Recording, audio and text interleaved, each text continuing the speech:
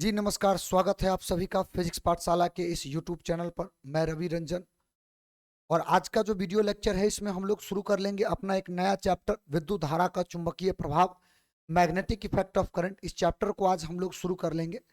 पिछले लेक्चर तक हम लोगों ने करंट इलेक्ट्रिसिटी को पढ़ा था। करंट इलेक्ट्रिसिटी अपना जो चैप्टर है वो खत्म हो चुका है पूर्ण रूप से, और हम उम्मीद करते हैं कि आप सभी उन तमाम चैप्टर्स को जिसको हमने खत्म कर रखा है उसका रिवीजन कर रखा होगा और बहुत बढ़िया तैयारी आपका चल रहा होगा।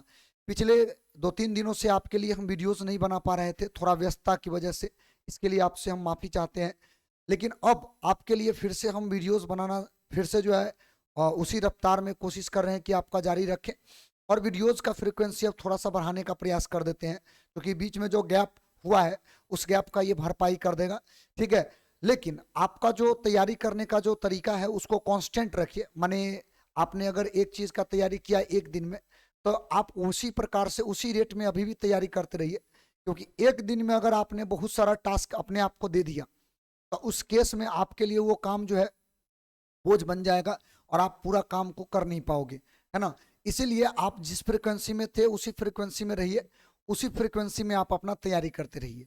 ठीक है, आज से हम लोग एक नया चैप्टर शुरू कर लेते हैं और इस चैप्टर का नाम है मैग्नेटिक इफेक्ट ऑफ करंट, विद्युत धारा का चुंबकीय प्रभाव। अगर आप एनसीईआरटी का किताब फर्स्ट बुक नंबर फर्स्ट अगर आप पलटोगे पार्ट 1, तो उसमें ये चौथा नंबर चैप्टर है, और इससे पहले हम लोगों ने जो पढ़ा था करंट इलेक्ट्रिसिटी वो तीसरा था। हालांकि इलेक्ट्रोस्टैट को हम 4 भाग में बांट के आपको बताए थे, लेकिन एनसीईआरटी इसको 2 चैप्टर के रूप में डिवाइड कर रखा है। तो 2 चैप्टर आपका हो गया इलेक्ट्रोस्टैटिक्स का, एक चैप्टर आपका जो हो गया वो करंट इलेक्ट्रिसिटी, और आज से हम लोग चौथा चैप्टर शुरू कर लेते हैं। इसका नाम है मैग्नेटिक इफेक्ट ऑफ करंट। ठीक है, पिछला कुछ बात को आप थोड़ा सा याद कीजिए, रिकॉल कीजिए। आपको हमने बताया था कि अगर किसी वायर से करंट इलेक्ट्रिसिटी विद्युत धारा प्रवाहित होता है तो उस विद्युत धारा की वजह से हीट का भी प्रभाव, हीटिंग इफेक्ट भी संभव है।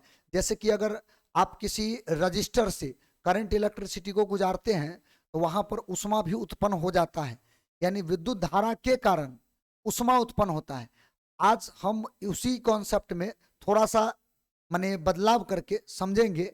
विद्युत धारा के कारण मैग्नेटिक इफेक्ट भी डेवलप होता है। ठीक है, तो इसमें एक वैज्ञानिक थे जिनका नाम था हंस क्रिश्चियन ओस्टर्ड। ओस्टर्ड नाम के एक वैज्ञानिक थे, और इन्होंने एक छोटा सा एक्सपेरिमेंट किया, और उसी एक्सपेरिमेंट के दरमियान जो बातें उन्होंने अनुभव किया उसी का प्रतिफल है ये चैप्टर। ठीक ना, उसी का प्रोडक्ट है ये चैप्टर, और उसी के बारे में पहले तो हम लोग उसी का चर्चा कर लेंगे, वही टॉपिक का। ओस्टर्ड साहब ने जो एक्सपेरिमेंट किया था उसका पहले हम चर्चा कर लेंगे और फिर इस चैप्टर को आगे बढ़ाएंगे, है ना। तो दरअसल हंस क्रिश्चियन ओस्टर्ड नाम के एक वैज्ञानिक थे जो टीचर भी थे, पढ़ाते भी थे। तो अपने बच्चों को कुछ डेमोन्स्ट्रेशन दिखा रहे थे, उसी दरमियान उन्होंने एक छोटा सा डेमोन्स्ट्रेशन किया था जिसमें उन्होंने जो अनुभव किया था वही अनुभव का जो हमारा प्रोडक्ट बन करके आया वो प्रोडक्ट के रूप में ये चैप्टर आया। तो उन्होंने क्या अनुभव किया था वो बात इसमें लिखा हुआ है, लेकिन पहले आपको हम समझाते हैं डायग्राम के माध्यम से। ठीक है, कि उन्होंने क्या एक छोटा सा एक्सपेरिमेंट किया था वो पहले आप समझ लो। देखो, हंस क्रिश्चियन ओस्टर्ड नाम के वैज्ञानिक ने मैग्नेटिक कंपास को, मैग्नेटिक कंपास आप समझ सकते हैं मैग्नेटिक कंपास का मतलब क्या होता है। मैग्नेटिक कंपास को एक धारावाही चालक तार के नजदीक ला करके रख दिया, है ना। एक धारावाही चालक तार के नजदीक ला करके रख दिया। अच्छा, धारावाही चालक तार के नजदीक ला करके रख दिया तो इससे क्या हुआ, तो इससे इन्होंने देखा, ये मैग्नेटिक कंपास आप समझ सकते हो कैसा होता है ये, है ना। चुंबकीय सुई इसको बोलते हैं हम लोग। ये याद रखना, चुंबकीय सुई जो है ना अपने पोजीशन से डिफ्लेक्ट तभी होता है, विक्षेपित अपने पोजीशन से वो इधर उधर तभी भागेगा जब आप उसके बगल में, उसके साइड में आप कोई एक चुंबक ला करके रखोगे, क्योंकि ये भी एक प्रकार का चुंबक ही है। माने चुंबकीय क्षेत्र में ही वो अपने पोजीशन से डिफ्लेक्ट हो सकता है, अदरवाइज वो अपने पोजीशन से कभी भी डिफ्लेक्ट नहीं होता है। बात समझ में आया। तो इन्होंने क्या किया, धारावाही चालक तार के नजदीक यहां पर बगल में मैग्नेटिक कंपास को रख दिया, और धारा का डायरेक्शन, करंट का डायरेक्शन अलग अलग करके इन्होंने कुछ ऑब्जर्वेशन किया और उसमें उन्होंने दो तरह का रिजल्ट फाइंड आउट किया, दो तरह का परिणाम उनको मिला। तो पहला उन्होंने क्या किया, करंट इलेक्ट्रिसिटी को इस डायरेक्शन में, हालांकि यहाँ पे नॉर्थ साउथ लिखा हुआ है लेकिन ये डायरेक्शन आपका जो भी हो, आपका डायरेक्शन आप समझ लेना, ये डायरेक्शन में इन्होंने क्या किया, इसको पास किया करंट को इस डायरेक्शन में, और कंपास को इसी तरह से रखा, कंपास को इसी डायरेक्शन में रखा, इसी डायरेक्शन में हॉरिजेंटल। लेकिन इन्होंने देखा ये कि जैसे ही इसमें से करंट चला और करंट चलने के बाद पता चला ये जो कंपास का निडल है, सुई जो है वो डिफ्लेक्ट हो गया बोर्ड से बाहर के डायरेक्शन में, बोर्ड से बाहर के डायरेक्शन में। अगर हम बोर्ड के डायरेक्शन में इस तरह से ऐसे खड़े हैं तो आप समझ लो ये मेरा लेफ्ट हैंड है, ये मेरा राइट हैंड है, तो लेफ्ट डायरेक्शन में कंपास निडल जो है वो डिफ्लेक्ट हो गया। बात समझ में आया? अगर करंट के डायरेक्शन में हम घूमे हुए हैं तो ठीक है, लेफ्ट डायरेक्शन में ये जो कंपास निडल है वो डिफ्लेक्ट हो गया। अब इन्होंने क्या किया, इसी करंट का डायरेक्शन को चेंज कर दिया। अब हम इधर से खड़ा हो जाते हैं, अब करंट इधर से चल रहा है, अब मेरा लेफ्ट उधर चला गया, इसका मतलब अब जो ये डिफ्लेक्ट हुआ वो अंदर की तरफ हुआ, वही डायरेक्शन आपको दिखा रखा है। लेकिन इसमें एक चीज इन्होंने नोटिस किया, हमेशा नॉर्थ पोल को वो आधार मानते थे, नॉर्थ पोल जो होता है इसका, साउथ और नॉर्थ, जिसमें नॉर्थ पोल को आधार मानते थे। तो जब करंट के डायरेक्शन में खड़ा होते थे तो वो देखते थे कि नॉर्थ पोल लेफ्ट हैंड के डायरेक्शन में भाग गया। फिर उसके बाद इधर भी अगर आप देखोगे, इधर करंट के डायरेक्शन में खड़ा हुए तो इसमें भी ये जो है लेफ्ट हैंड के डायरेक्शन में भाग गया उधर की ओर, अब देख लो उसमें भाग गया। इस बात से उन्होंने एक निष्कर्ष निकाला, उन्होंने एक कंक्लूजन निकाला कि ये जो कंपास है अपने पोजीशन से डिफ्लेक्ट हो रहा है, लेकिन तभी डिफ्लेक्ट हो रहा है जब इसमें करंट चल रहा हो। करंट अगर तार में नहीं होगा तो ये अपने पोजीशन से नहीं डिफ्लेक्ट होगा। इससे निष्कर्ष ये निकलता है कि अगर हमारे पास कोई धारावाही चालक तार है, अगर हमारे पास कोई धारावाही चालक तार है, मान लो हमारे पास कोई धारावाही चालक तार है, तो इस धारावाही चालक तार के चारों ओर मैग्नेटिक फील्ड आ गया, मैग्नेटिक फील्ड आ गया, चुंबकीय क्षेत्र आ गया। कोई करंट कैरिंग वायर है तो उसके चारों ओर चुंबकीय क्षेत्र आ गया। अच्छा, ये क्षेत्र क्यों आया, ये क्षेत्र क्यों आया उसका तो हम लोग डिस्कशन आगे खूब करेंगे, और ये तो खैर प्रॉपर्टी के अंतर्गत आ गया कि चार्ज जब चलता है तो वो चारों ओर चुंबकीय क्षेत्र उत्पन्न करता है। लेकिन ये कंपास निडल जो है ना, ये इस बात को चेक करके बता दिया कि अगर आप किसी तार से करंट भेजते हैं तो उस करंट के कारण ये निडल जो है डिफ्लेक्ट हो गया। निडल हम लोग पहले से जानते हैं, निडल डिफ्लेक्ट तभी होता है जब इसके अगल बगल में कोई मैग्नेटिक फील्ड आ जाए, कोई चुंबक आ जाए, ऐसे नहीं डिफ्लेक्ट होता है ये। अगर करंट की वजह से डिफ्लेक्ट हो गया, इसका मतलब करंट के चारों ओर, ये जो करंट कैरिंग वायर है इसके चारों ओर मैग्नेटिक फील्ड आया, अदरवाइज ये डिफ्लेक्ट होता ही नहीं। तो अब इसका डिफ्लेक्शन किधर होगा, इसके लिए एक वैज्ञानिक थे जिनका नाम था मैक्सवेल, उन्होंने एक नियम दिया था, उसको लोग बोलते हैं मैक्सवेल का स्विमिंग लॉ, माने तैरने वाला नियम। इनका कहना यह था कि इसका डिफ्लेक्शन होगा तो किस डायरेक्शन में होगा। इन्होंने जो बात हम अभी आपको बताए ना, उसी को उन्होंने स्विमिंग से जोड़ करके समझाया था, और उसी से हम भी निकाले थे ये अभी जो आपको बताया। इन्होंने कहा कि जिस डायरेक्शन में करंट चल रहा है, एक आदमी अगर उसी डायरेक्शन में तैरेगा तो याद रखिएगा कंपास का जो नॉर्थ पोल है तैरने वाला आदमी के लेफ्ट हैंड के डायरेक्शन में डिफ्लेक्ट होगा ऑलवेज, हमेशा। ये डिफ्लेक्शन का डायरेक्शन जो है, डायरेक्शन निकालने का उन्होंने एक नियम दिया। आप बात समझ गए? तो डिफ्लेक्शन किधर होगा वो मैक्सवेल का स्विमिंग लॉ से आप पता कर सकते हो। खाली बस ध्यान रखना, नॉर्थ पोल हमेशा जाएगा लेफ्ट हैंड के डायरेक्शन में। आपका ये जो डायग्राम है एकदम एक्यूरेट उसी पर आधारित यहाँ पर है, ठीक है। तो हमको यहां से एक नया चीज देखने को मिला। क्या देखने को मिला? अगर एक तार से करंट पास कर रहे हैं तो उस तार के चारों ओर चुंबकीय क्षेत्र आ गया, और यही चुंबकीय क्षेत्र का जिक्र सबसे पहली बार हंस क्रिश्चियन ओस्टर्ड नाम के एक वैज्ञानिक ने करीब करीब 1820 की ईस्वी के आसपास 1820 के आसपास 20 के आसपास इन्होंने किया था, और वही आपका ये नया चैप्टर का इजाद का एक जो है कारण बना। ठीक है, और वही बात हमने यहाँ पर लिख भी दिया है, आप इसको पढ़ सकते हो। आप चाहो तो इसका आप स्क्रीनशॉट भी ले सकते हो, यहाँ से आपका चैप्टर शुरू हो गया। जितना बात हमने आपको समझाया वही बात यहाँ लिखा हुआ है, आप देख लो। In this experiment stud placed a current carrying wire near the compass needle, they observe that when current is passing through wire, needle of compass deflect from their position, but if there is no current passing through wire, compass needle shows no deflection. This experiment shows current carrying wire is surrounded by magnetic field. इस प्रयोग में stud एक धारावाही तार को एक compass सुई के निकट रखे, उन्होंने ये प्रेक्षित किया यानी देखा कि यह प्रेक्षित किया कि, इसको थोड़ा सा सही कर लेना, क्या कि जब तार से धारा प्रवाहित होती है तो कंपास सुई अपने स्थान से विचलित हो जाता है, लेकिन जब इससे करंट नहीं चलता है तो कंपास सुई का विचलन नहीं होता है। इसका मतलब कोई भी तार हो जिससे करंट चल रहा हो तो याद रखिएगा उस तार के चारों ओर चुंबकीय क्षेत्र आ जाता है। यही बात स्टड साहब ने एक्सपेरिमेंट में देखा और यही आपको हम समझा रहे थे, और इसी के कारण, यही एक्सपेरिमेंट के कारण ये चैप्टर का इजाद हुआ और इसको हम लोगों को डिटेल में पढ़ना है। हमारे परीक्षा के पॉइंट ऑफ व्यू से भी तो इम्पोर्टेंट है ना, तो हमको एक एक बात जो है वो सीखते हुए चलना है। चलिए, तो इसका आप स्क्रीनशॉट लीजिए और यहाँ से आप अपना नोट्स बनाना शुरू कर दीजिए। अब समझिए, यहाँ पर मामला जो ये एक्सपेरिमेंट का था, इस एक्सपेरिमेंट से आप एकदम छोटा लेवल पर जाइए। करंट कब चलता है? जब चार्ज चलता है। बिना चार्ज के मोशन का करंट आता नहीं है।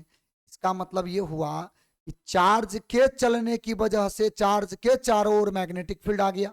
सिंपल सी बात है।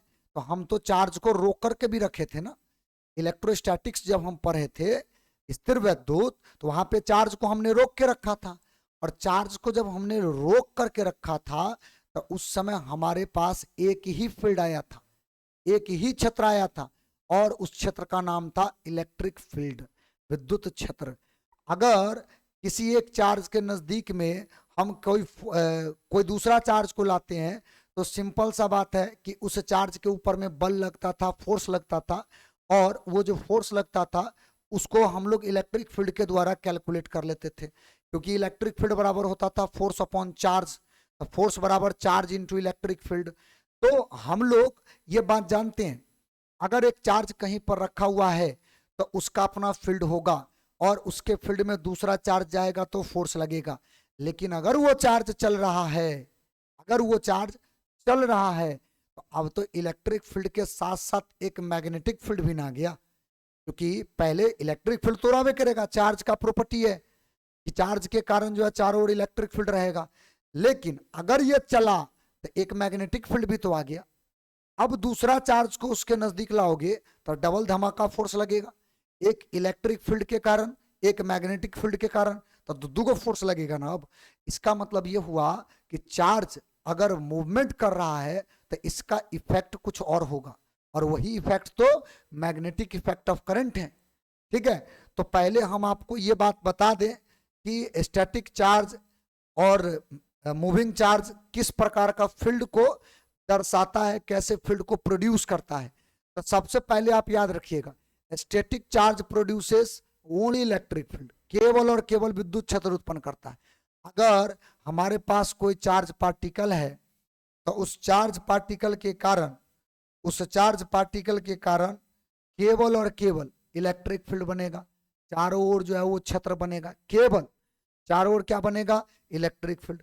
और वही चार्ज यदि यूनिफॉर्मली मूविंग चार्ज हो, एक समान रूप से चलता हुआ आवेश हो, तो वो प्रोड्यूस करेगा इलेक्ट्रिक प्लस मैग्नेटिक फील्ड, और मैग्नेटिक फील्ड को बी से डिनोट करते हैं। ऐसे तो इलेक्ट्रिक फील्ड का पहला लेटर ई ले लेते हैं, लेकिन मैग्नेटिक फील्ड का पहला लेटर एम नहीं लेते हैं, इसको हम लोग डिनोट करते हैं बी से। ये बात आप सीख लो और याद रखो। ठीक है, देखो, एक समान रूप से गतिशील आवेश जो होगा वो क्या चीज प्रोड्यूस करेगा? इलेक्ट्रिक फील्ड और मैग्नेटिक फील्ड, ये दोनों फील्ड ये प्रोड्यूस करेगा। बात समझ गए? और याद रखिएगा ये ऑब्जेक्टिव में बहुत काम आएगा आपको। लेकिन अगर यही चार्ज एक्सेलरेशन के साथ चले, एक्सेलरेटेड हो, त्वरण के साथ चले, तो याद रखिएगा यही charge electric field, magnetic field और इलेक्ट्रोमैग्नेटिक वेव, विद्युत चुंबकीय तरंग, ये तीनों प्रोड्यूस करेगा। समझ गए? ये 3 पॉइंट तो निश्चित तौर पे आप याद रखना। अगर नहीं हो तो इसका पहले तो स्क्रीनशॉट ले लो और नोट्स एकदम बनाते चलना है बढ़िया से, ठीक है? जितना बात बता रहे हैं ये सारा चीज एक एक करके सब तैयार करके रखो, बहुत काम आएगा ये सब बात, ठीक है? रुका हुआ चार्ज, स्टैटिक चार्ज, क्या चीज प्रोड्यूस करेगा? Electric field.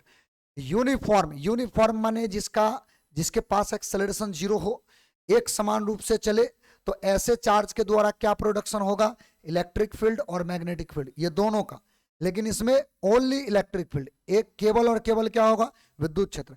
लेकिन यही चार्ज जब एक्सेलरेशन के साथ चलेगा तो यही चार्ज तीन जो हमारा क्वांटिटी है, या ये कह दो इलेक्ट्रिक, मैग्नेटिक और इलेक्ट्रोमैग्नेटिक वेव, ये तीनों को ये प्रोड्यूस करेगा, ठीक है? यानी इसमें एक एक्स्ट्रा टर्म आ गया इलेक्ट्रोमैग्नेटिक वेव, और ये तो खैर हमारा एक चैप्टर है, हम लोग डिटेल में पढ़ेंगे।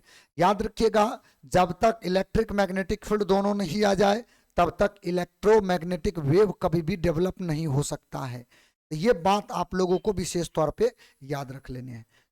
एक तो बात ये रहा जो आपको समझ में आ गया होगा, हम उम्मीद करते हैं। अब आते हैं हम लोग अगले पॉइंट पर। अगला पॉइंट ये है कि अगर कोई मूविंग चार्ज है या कोई चार्ज है, उस चार्ज को अगर आपने मैग्नेटिक फील्ड में फेंक दिया तो अब उसके ऊपर तो फोर्स लगेगा डबल डबल। माने हालांकि पहले तो हम मैग्नेटिक फोर्स की बात कर लेते हैं, क्योंकि हम मैग्नेट के द्वारा भी तो हम मैग्नेटिक फील्ड प्रोड्यूस कर सकते हैं। तो अगर आपने किसी चार्ज को किसी मैग्नेटिक फील्ड में, चुंबकीय क्षेत्र में फेंक दिया, तो इसका मतलब उसके ऊपर बल लगेगा। जैसे कि किसी चार्ज के नजदीक दूसरा चार्ज को लाते थे तो उस पर बल लगता था इलेक्ट्रिक फील्ड के कारण। अब इस चार्ज के ऊपर में फोर्स लगेगा, किसकी वजह से? मैग्नेटिक फील्ड के कारण। लेकिन ध्यान रहे चार्ज मूव करना चाहिए, चार्ज रुका नहीं होना चाहिए। अगर रुका हुआ चार्ज होगा तब मैग्नेटिक फोर्स का वैल्यू 0 होगा। क्यों? क्योंकि आपने पढ़ा है अभी जस्ट, रुका हुआ charge only produces electric field, केवल और केवल विद्युत क्षेत्र प्रोड्यूस करता है।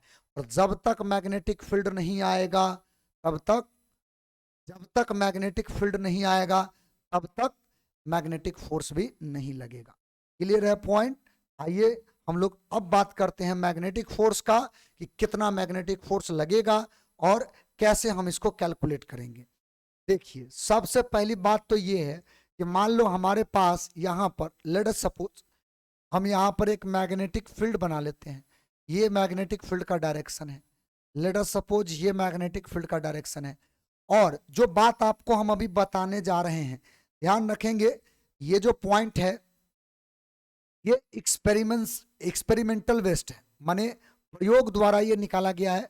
तो स्वाभाविक बात है ये जो मैथमेटिक्स होगा वो मैथमेटिक्स एक्सपेरिमेंट से आया हुआ मैथमेटिक्स होगा, ठीक है? देखिए इसमें कहना यह है कि अगर हम कोई भी चार्ज पार्टिकल ले ले, हम सामान्य तौर पे अभी बात कर रहे हैं किसका? पॉजिटिव चार्ज पार्टिकल का। अगर हम कोई चार्ज पार्टिकल को लाए और इस चार्ज पार्टिकल को मान लो b वेलोसिटी के साथ फेंक दिए एक मैग्नेटिक फील्ड B में, B मैग्नेटिक फील्ड है, यहां पर हम लिख लेंगे B जो है ये मैग्नेटिक फील्ड है, मैग्नेटिक फील्ड है, चुंबकीय क्षेत्र है, ठीक है?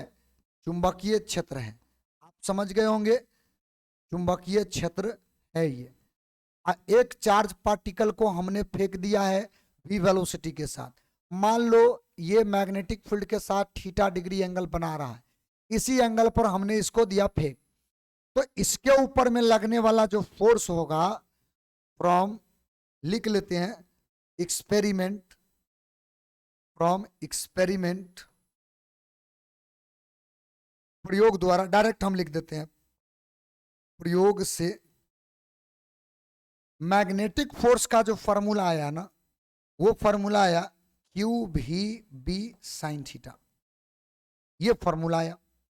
क्यू का मतलब चार्ज, भी का माने वेलोसिटी या स्पीड भी बोल सकते हो, पी का माने मैग्नेटिक फील्ड।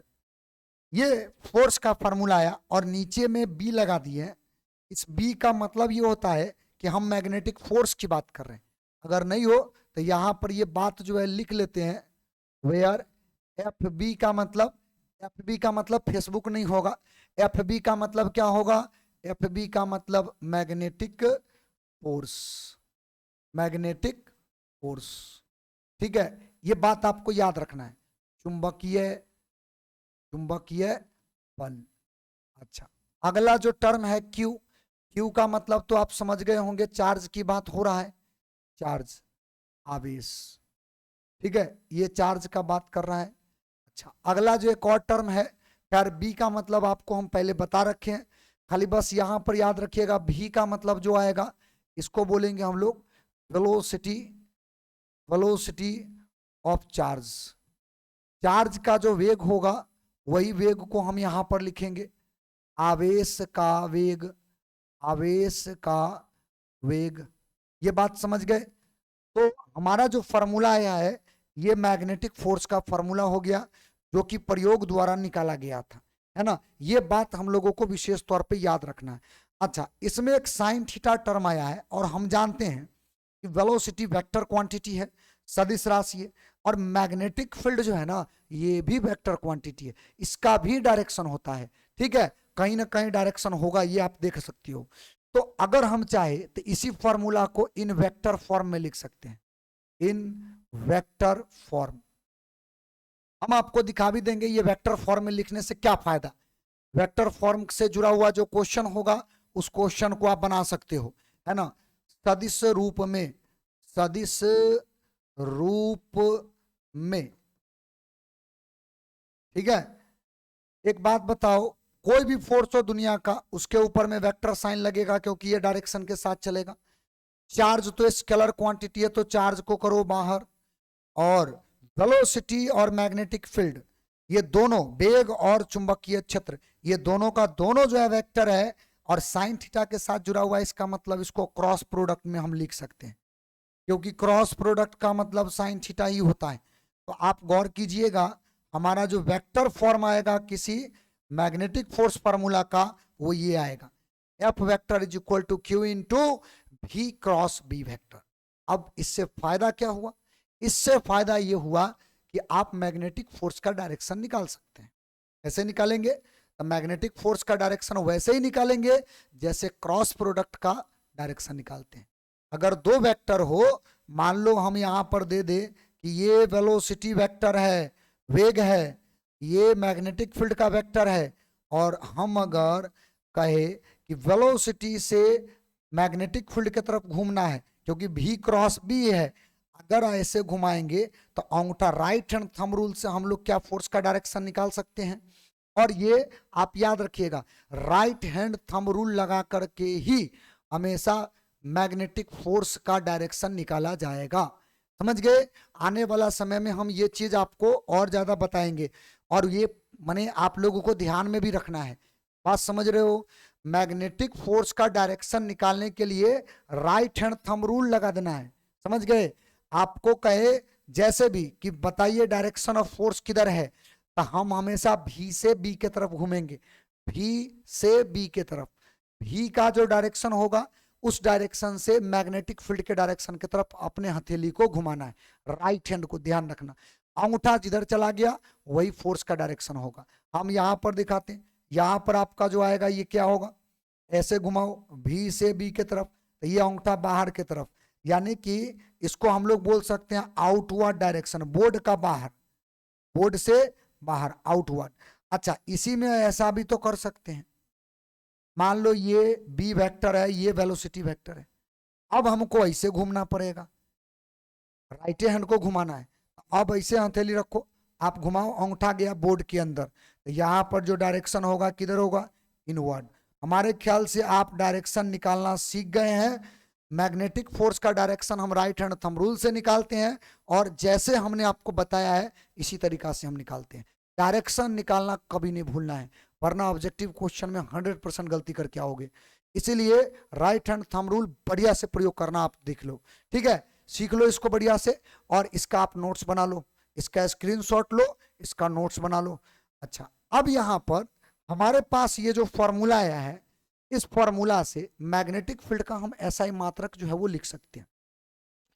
देखो, पहली बात तो आप ये चीज ध्यान में रखना, ये जो हमारा फॉर्मूला है, जो फॉर्मूला हमने पढ़ा है, क्योंकि मैग्नेटिक फोर्स का फॉर्मूला होता है Q V B sine theta, तो हम इस फॉर्मूला से मैग्नेटिक फील्ड का एसआई मात्रक निकाल सकते हैं। चलो निकाल कर ही बता देते हैं। तो इसीलिए अगर B बराबर निकालोगे मैग्नेटिक फील्ड बराबर, तो ये आपका हो जाएगा एफ बी बट्टा क्यू भी साइन थीटा, माने मैग्नेटिक फील्ड को छोड़ के बाकी सबको इधर बट्टा में फेंक देते हैं। तो यहां पर अगर हम इसका एसआई मात्रक चाहते हैं तो एसआई मात्रक हम सबका लिख करके दिखा देते हैं। फोर्स का एसआई यूनिट होता है न्यूटन, डाल दो। चार्ज का एसआई यूनिट होता है कूलम, डाल दो।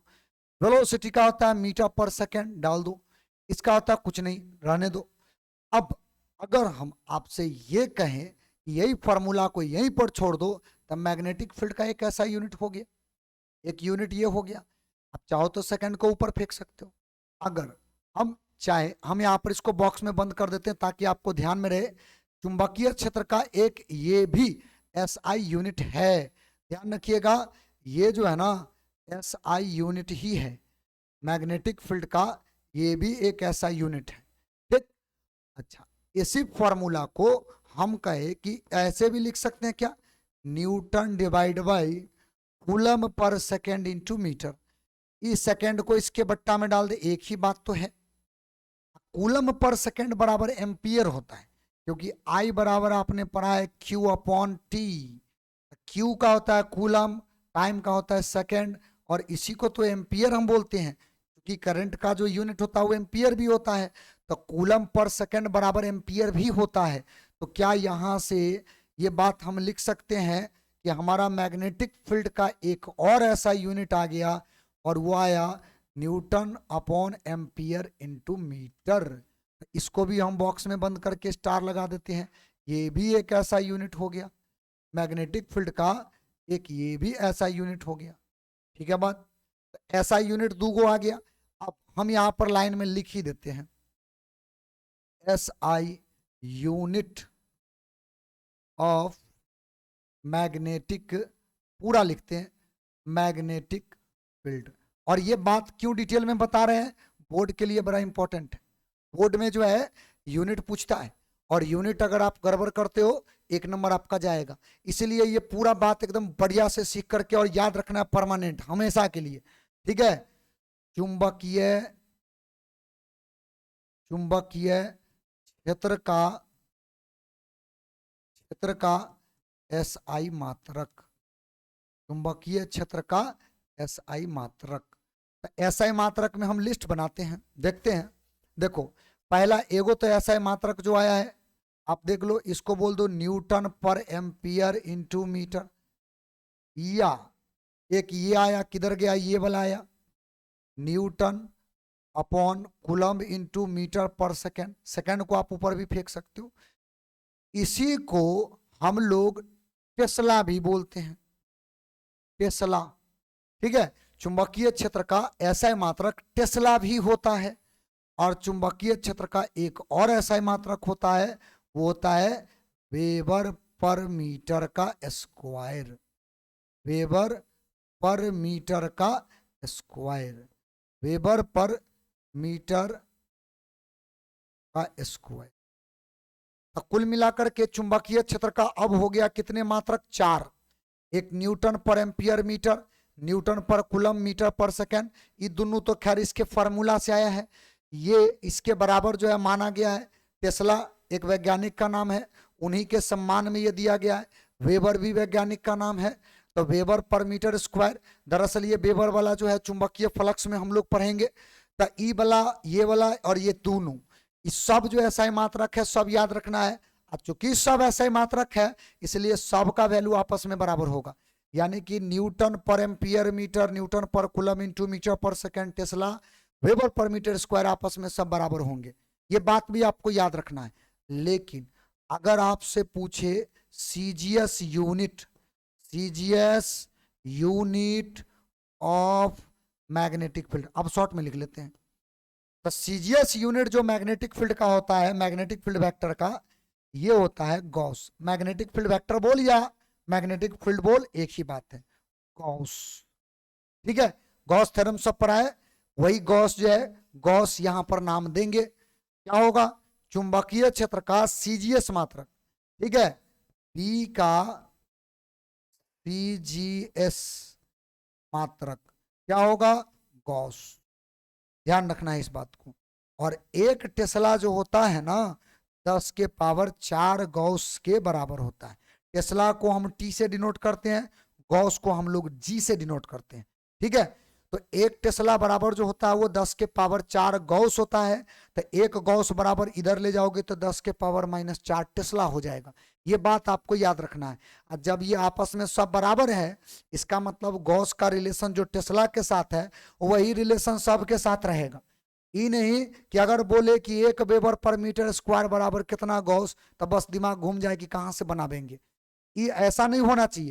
ये सब बात अगर आप समझ रहे हो तो ये सारा चीज दिमाग में एकदम जो है प्रिंट करते चलना है दिमाग में। कॉपी में तो अपना नोट्स रबे करेगा, कॉपी में बनेगा रिवीजन के लिए, लेकिन ये तमाम बातें दिमाग में एकदम छपा रहना चाहिए, ताकि परीक्षा में अगर उल्टा पुल्टा कुछ भी इधर उधर घुमा करके क्वेश्चन किया तो उसका जवाब देने में हम सक्षम रहे। ठीक है, इतना ज्यादा प्रैक्टिस कर लेना है कि सब बात एकदम ध्यान में रहे। ठीक है, तो एक टेस्ला बराबर 10 के पावर 4 गॉस लिखे हैं, तो 1 वेबर पर मीटर स्क्वायर बराबर भी पूछे तो उतना ही गॉस होगा। ठीक है, या एक कितना बराबर पूछे तो उतना ही गॉस होगा, क्योंकि सब आपस में ऐसा यूनिट क्या होता है, बराबर। तो उसी तरह से जैसे एगो का रिलेशन वैसा ही सब का रिलेशन होगा। तो ऐसा ही मात्रक का ये जो कहानी है पूरा जो हम आपको समझाए हैं, पहले आप इसका स्क्रीनशॉट लो और ये ऐसा ही मात्रक का कहानी को एकदम बढ़िया से तैयार रखना है। ठीक है, ऐसा मात्रक वाला जो कहानी है इसको भूलना नहीं है। ठीक, एक तो बात यहां पर यह आया। अच्छा, एक क्वेश्चन हम आपको करवा देते हैं, और वो क्वेश्चन इसी फॉर्मूला पर होना चाहिए जो फॉर्मूला हमने आपको पढ़ाया है। अच्छा, एक और बात, इसका जो ये तो हो गया, माने इसका तो हो गया ये ऐसा ही मात्रक। अभी हमने आपको बताया था डायरेक्शन निकालने के लिए, हमने लिख भी दिया है। वैसे डायरेक्शन निकालने के लिए हमने आपको बताया भी है और यहाँ पर हमने लिख भी दिया है कि अगर मान लीजिए हम यहाँ से वेलोसिटी वेक्टर रखे, ये हमारा मैग्नेटिक फील्ड का वेक्टर है, कोई चार्ज पार्टिकल यहाँ पर क्यू है। हमको तो चार्ज पार्टिकल का खैर डायरेक्शन पता करने की जरूरत नहीं है, क्योंकि इसका चार्ज का नेचर जो है केवल पॉजिटिव निगेटिव होता है। तो हम क्या करते हैं, देखो करते ये हैं कि मैग्नेटिक फील्ड का डायरेक्शन निकालते हैं। ठीक है, अब ये बात डिटेल में हम इसलिए बता रहे हैं क्योंकि अब चर्चा होगा पॉजिटिव निगेटिव दोनों चार्ज का। ठीक है, और दोनों चार्ज का चर्चा होगा तो हम लोग तो पहले बात कर चुके हैं कि हम जो चार्ज फेंक रहे हैं वो पॉजिटिव चार्ज मान के चल रहे हैं। ठीक है, और उसी के आधार पर ये नियम है। अब जो पॉजिटिव के लिए आप नियम पढ़ोगे उसका उल्टा निगेटिव के लिए कर लेना। आज समझ गए, जो पॉजिटिव के लिए पढ़ोगे उसका उल्टा निगेटिव के लिए कर लेना। क्या करना है, देखो पहली बात ये कि हम लोग जो राइट हैंड थंब रूल देखते हैं, तो राइट हैंड थंब रूल जो यहाँ लिख भी दी है आपके सुविधा के लिए, थीटा बराबर, अगर हम इस तरह से घुमाएं, वेलोसिटी से बी के तरफ घूमेंगे, तो यहाँ पर डायरेक्शन जो होगा वो आउटवर्ड होगा, हमने आपको बताया भी था। और एक और बात यहाँ पर थोड़ा सा मेंशन कर दे, माने डायरेक्शन जो आउटवर्ड होता है ना, आउटवर्ड जो डायरेक्शन होता है, ठीक ना, इसको लोग डॉट से यहाँ पर डिनोट करके इसको इस तरह से बॉक्स में बंद कर देते हैं। इससे क्या होता है, ये सिंबॉलिक तौर पे इसका पहचान बन गया कि डायरेक्शन जो है बोर्ड के बाहर, आपके पास जो है कॉपी के बाहर आएगा। ठीक ना, आउटवर्ड, और इसको डिनोट करते हैं डॉट से ऐसे। ठीक है, लेकिन जब भी घूमना है तो किधर से किधर, भी से बी के तरफ। अगर हम उल्टा घूमें, अगर हम उल्टा घूमें, यहां पर भी कर दें, यहां पर बी कर दें, तो अब तो हमको ऐसे घूमना पड़ेगा। तो जब हम इसको ऐसे घुमाएंगे तो डायरेक्शन कहाँ, अंदर, इसको लोग क्रॉस से डिनोट कर लेते हैं। ठीक है, डिनोट करने का तरीका है इनवर्ड डायरेक्शन, इनवर्ड डायरेक्शन। तो डायरेक्शन यहां पर मैग्नेटिक फोर्स का अंदर, यहां पर किधर गया, बाहर। तो अंदर और बाहर डायरेक्शन को रिप्रेजेंट करने के लिए लोग डॉट और क्रॉस जैसे सिंबल का इस्तेमाल करते हैं। आप इसको लेकर के धोखा में ना रहना। ठीक है, तो समझ गए, क्रॉस का मतलब पूरा बात जो है लिखने की जरूरत नहीं है। क्रॉस का मतलब होता है कि डायरेक्शन जो होगा अंदर, डॉट का मतलब जो होगा डायरेक्शन जो होगा वो बाहर। ये बात हमारे ख्याल से आप बहुत बढ़िया से समझ चुके होंगे, और इसका भी चाहो तो स्क्रीनशॉट ले लो। अच्छा, ये जो रूल है ये पॉजिटिव चार्ज के लिए बना है, पॉजिटिव चार्ज के लिए। तो आप निगेटिव चार्ज के लिए क्या करोगे, इसका अपोजिट कर लेना। जो हम निकालेंगे पॉजिटिव के जैसा ही निकालना, खाली बस निगेटिव चार्ज होना, तो जो पॉजिटिव में आएगा उसका अपोजिट कर देना है, बस इतना खाली ध्यान में रखना है। ठीक है, तो ये बात आप इसको नोट कर लो। पहले तो आप ये जो बात हमने आपको बताया है इसको आप पहले स्क्रीनशॉट लो, और इसको भी एकदम आप अपने क्या बोलते हैं उसको नोट्स में जो है शामिल कर लो। अच्छा, पहले तो एक और चर्चा हम कर लेते हैं। चर्चा हमें ये करना है कि आपको हमने पहले बोला था कि अगर कोई चार्ज पार्टिकल को आप कहीं फेंकते हो, ठीक है ना, तो उसके ऊपर अब डबल धमाका फोर्स लगेगा। एक फोर्स तो लगेगा इलेक्ट्रिक फोर्स, स्वाभाविक बात है, और एक जो होगा वो मैग्नेटिक फोर्स लगेगा। अगर कोई चार्ज पार्टिकल यूनिफॉर्मली चल रहा है तो, और हम तो उसी की बात कर रहे हैं। चार्ज अगर चलेगा नहीं तो मैग्नेटिक फोर्स आएगा नहीं, और मैग्नेटिक फोर्स आ गया तो अब एगो नहीं बल्कि दूगो फोर्स लगेगा, और वही दोनों फोर्स के कॉम्बिनेशन को हम लोग कहते हैं लॉरेंज फोर्स। लॉरेंज एक वैज्ञानिक का नाम है, ध्यान रखना। और इनका कहना यह है कि जब कोई चार्ज पार्टिकल मूव कर रहा है तो उसके ऊपर दो फोर्स लगेगा, और वो दोनों फोर्स का कॉम्बिनेशनल फॉर्म को नाम देते हैं लॉरेंज फोर्स। यानी हम जो नेट फोर्स की बात करेंगे, नेट फोर्स, ये फोर्स कैसा फोर्स होगा, electric force plus magnetic force. Vector form में लिख लेते हैं। यही जो नेट फोर्स है ना, इसी नेट फोर्स को हम लोग बोलते हैं लॉरेंज फोर्स। ठीक है, यही लॉरेंज फोर्स जो हो गया कैसा बल हो गया, इलेक्ट्रिक और मैग्नेटिक को जोड़ के आएगा, इलेक्ट्रिक और मैग्नेटिक को जोड़ के आएगा, इसी फोर्स को लॉरेंज फोर्स कहते हैं। ठीक है, वैसे तो हम लोग फॉर्मूला जानते हैं, एफ एल नीचे लगा लेते हैं। इलेक्ट्रिक फील्ड का, इलेक्ट्रिक फोर्स का फॉर्मूला हम जानते हैं Q इंटू ई होता है, इलेक्ट्रिक फील्ड के अनुसार वेक्टर लगाते चलो। इसको भी वेक्टर फॉर्म में हमने लिख रखा है, Q into V cross B vector. ऐसा ही तो हमने पढ़ा है। तो ये जो है लॉरेंज फोर्स का फॉर्मूला हो गया, और हमारे ख्याल से लॉरेंज फोर्स आप समझ गए। लॉरेंज फोर्स का मतलब क्या होगा, इलेक्ट्रिक और मैग्नेटिक फील्ड का कॉम्बिनेशनल फॉर्म। पहले क्या होता था, चार्ज पार्टिकल पर एगो फोर्स लगता था, केवल इलेक्ट्रिक फोर्स। और ये फॉर्मूला कहाँ से लाए हैं, याद है ना, फोर्स अपॉन चार्ज होता है। और इलेक्ट्रिक फोर्स अगर ये है तो इलेक्ट्रिक फोर्स बराबर Q इंटू ई। दूसरा फॉर्मूला तो अभी पढ़ावे किए हैं, तो ई इलेक्ट्रिक फील्ड वाले चैप्टर से लेकर के आए हैं, इलेक्ट्रोस्टैटिक वाले चैप्टर से, और ई तो अभी जो पढ़े हैं उससे। इसी को बोलते हैं लॉरेंज फोर्स। और हमारे ख्याल से लॉरेंज फोर्स का कहानी आप बहुत बढ़िया से समझ चुके हैं। अब पहले एगो क्वेश्चन करते हैं, जो बात हमने पढ़ा है उसी पर आधारित एक क्वेश्चन करेंगे, और पहला जो अपना क्वेश्चन होगा वो केवल मैग्नेटिक फोर्स पर होगा। ठीक ना, एक क्वेश्चन पहले हम लोग कर लेते हैं। अच्छा, इस क्वेश्चन में थोड़ा सा देखना, ये ओवरलैप हो चुका है। एक ऑप्शन यहाँ पर है, और ये ऑप्शन को नहीं होता हम बाहर कर देते हैं। ये ऑप्शन जो है ए नंबर जो ऑप्शन है इसका वैल्यू है 2.56 into 10 to the power -14 newton. A वाला ऑप्शन को हम नीचे कर दिए, ठीक ना, यही इसके ऊपर में जो है ओवरलैप कर गया है।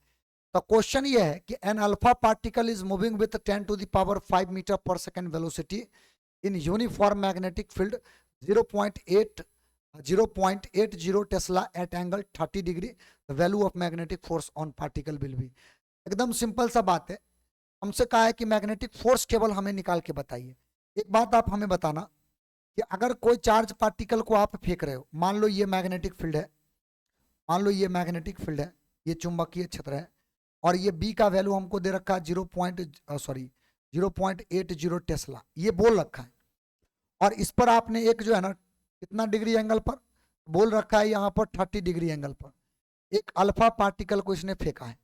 चार्ज का जिक्र नहीं है, इसका मतलब अल्फा पर कितना चार्ज होता है ये आपको पहले से जानकारी में होना चाहिए। तो अल्फा के ऊपर में जो होता है ना, याद रखिएगा, अल्फा के ऊपर में जो होता है +2 चार्ज होता है, +2। एक इलेक्ट्रॉन पर जितने चार्ज होते हैं उस चार्ज को 2 से मल्टीप्लाई कर दो तो उसका चार्ज जो है इस पर आ जाएगा, यानी 2 इलेक्ट्रॉन का चार्ज जो है इसके ऊपर में आ जाएगा। जो भी है आप इसके ऊपर में चार्ज जो है वो कैलकुलेट कर सकते हैं। एक तो हमारा ये कहानी है। अच्छा, अब बात यहाँ पर ये है कि हमसे पूछा गया है ये कि इस पर बताइए वैसे अल्फा जो होता है वो हीलियम परमाणु जैसा होता है, तो इसके ऊपर +2 चार्ज होता है, याद रखिएगा। तो यही हम लोग वहां पर चार्ज के जगह पर वैल्यू रख लेंगे और हम लोग जो है सॉल्व करेंगे। तो हमसे पूछा है कि बताइए मैग्नेटिक फोर्स क्या होगा।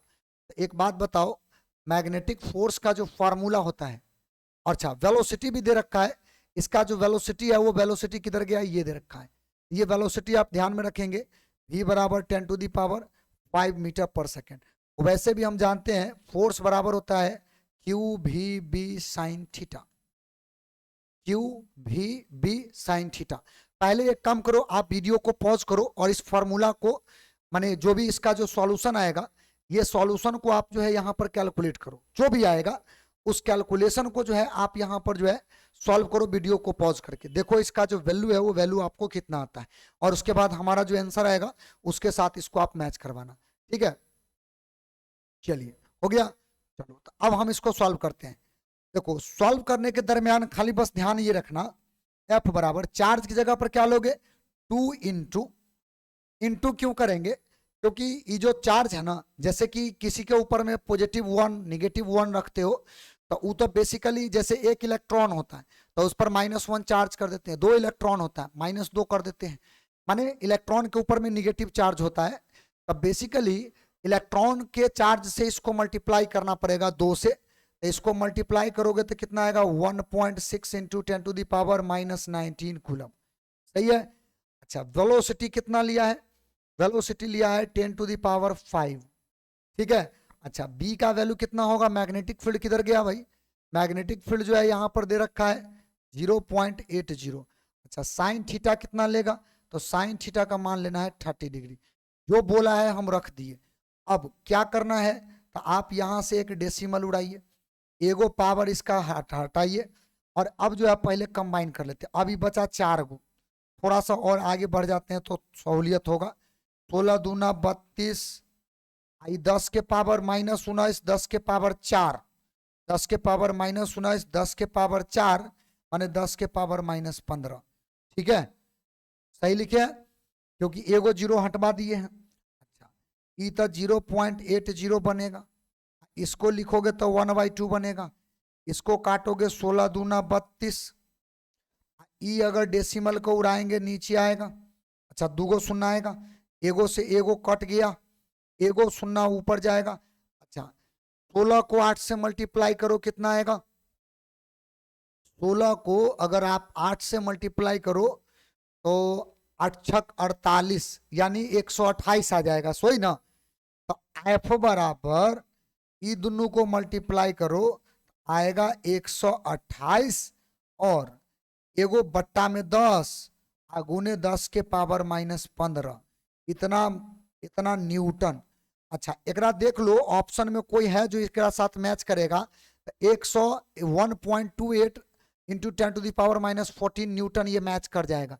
कैसे, तो एगो डेसिमल के कारण एगो दशमलव 12.8, ई में से एगो और शून्य नीचे ले आओ और से भी भाग दो तो 1.28, तो इस पर बचेगा 14।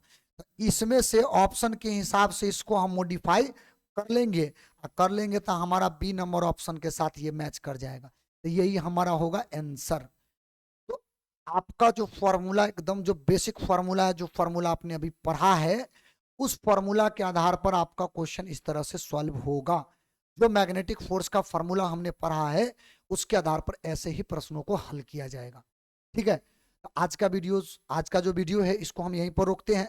अगले क्लास में अब इसके बाद का जो बात है उसको हम लोग करेंगे, लेकिन यहां तक पहले आप एकदम बढ़िया से पढ़ना और एनसीईआरटी किताब को लाइन बाय लाइन जरूर पढ़ो, एकदम लाइन बाय लाइन पढ़ना है, ठीक है।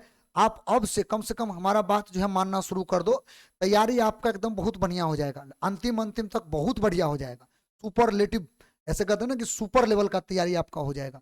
एनसीईआरटी को लाइन बाय लाइन पढ़ जाना है, ठीक है। जहां तक हमने पढ़ाया है वहां तक आपको जो है इसमें जो है अभी तत्काल में पढ़ लेना है, ठीक ना। जहां तक हम चर्चा किए, कम से कम आपके पास अगर एनसीईआरटी हो तो एनसीईआरटी देखना, एनसीईआरटी में कम से कम 2 पेज तो जरूर पढ़ो, ठीक है। हमारे पास जो एनसीईआरटी है उसमें हमने ये चीज अनुभव किया है कि कम से कम 2 पेज यानी कि दो पेज अगर पढ़ोगे तो जितना आज जानकारी आपको दी है ना वही आपको इसमें भी मिलेगा, और ये लाइन बाय लाइन पढ़ोगे तो आपका जो माइंड थोड़ा और ज्यादा एक्टिवेट हो जाएगा कि क्या क्या मुद्दा है, क्या क्या मुद्दा पर हमें और भी चर्चा करना है।